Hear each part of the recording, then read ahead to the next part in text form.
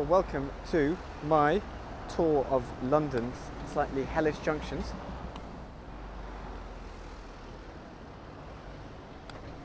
So you do get thousands and thousands of people cycling around Elephant Castle every day, and it's really not much fun as roundabouts go. At least you've got a bus lane here, and look, you have to nip down this little side bit into the advanced stop zone, and amazingly there's no cars or motorbikes in the advanced stop zone. Time for a quick start, and we're away. Now this is a really difficult bit. You're suddenly faced by about 4 lines of traffic, some of which is a bus lane, then turns into something else. So you get cars coming past you all the time, then pulling in to try and turn left like this. So imagine a novice cyclist having to cope with this, it's crazy. Can you let me past? Yeah, thank you, lad. And there we go, that was Elephant and Castle. Here we go. So there is actually a cycle advanced stop zone here, which I can use to gain a little bit of a... Whoa, here we go, and up. And see, look at this, it's like 5 lanes, continuous traffic, and I have to not take, yes, I have to go around these ones, don't I? So here we go around here, whoa, traffic coming from all sides. Oh look, a bike lane, thank you very much. Right, let's go around here. Now there is actually a bike lane on the pavement, but I'm not entirely sure how I'm meant to get on it. Now that is actually bike infrastructure, but there's no obvious entry and exit points. And if, like me, you're riding this route for the first time, you have no idea how you're meant to get on it. And thus, like me, you end up stuck on here. So yeah, there's bike lanes here, but it's closed. Side entrance, cyclist dismount. That is brilliant. And here we are. So the one bit of bike infrastructure they have got is completely shut. Now look at this.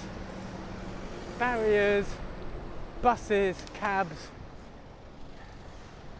pedestrians making leaps for glory. Wait for it, people. Hello, hello, hello, hello, hello, hello, hello. Now I guess the question would be, why don't I just stop and let them through? The worry is if you suddenly stop on a bike, you'll have someone in the car going right into the back of you. Now look at this. Now have a look at this. Does this invite you to get on a bike? It kind of invites me to lie down in a darkened room and have a good weep. So here we go. Wow, this is bouncy.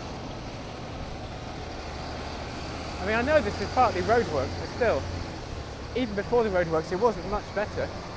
And suddenly you're in this straight up sprint to the lights, surrounded by traffic doing about 30 miles an hour.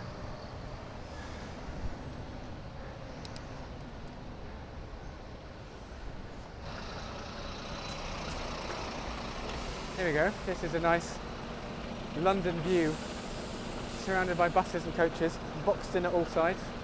I've got my own personal space of road. It just doesn't feel particularly secure, has to be said. You wouldn't think to know it that this is right in the centre of tourist London. It doesn't feel very human friendly, does it? Now what is going on here? I'm slightly worried by this National Express. Can you let me in? Thank you.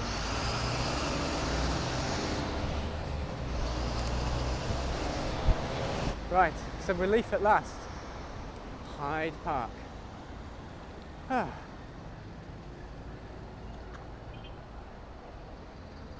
here we are, coming up to the glory that is the modern day King's Cross Junction.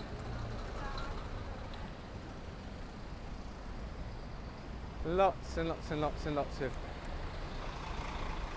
lanes of traffic, all filtering into a giant bottleneck.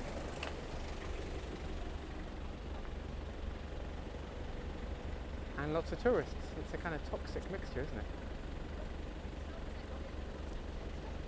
Look at a woman with a baby sprinting across the road because it's not very clear how she's meant to do it. Right, what is going on here? She's about a millimetre away from the car in front, so I can't even get through. Let me through? Thank you. It's very kind, up to a point. She looks a bit grudging, but I think that might have been her default facial expression. Right, here we go, and then up to York Way. This is actually, oddly enough, one of the more pleasant ways to approach York Way. If you're coming from the top, here we go, tourist chaos. Wait for it, wait for it, wait for it, wait for it. Because it's a completely blind corner. The light sequence is incredibly long. Right, now the final stretch up a thankfully quite quiet York Way, and we're at the Guardian.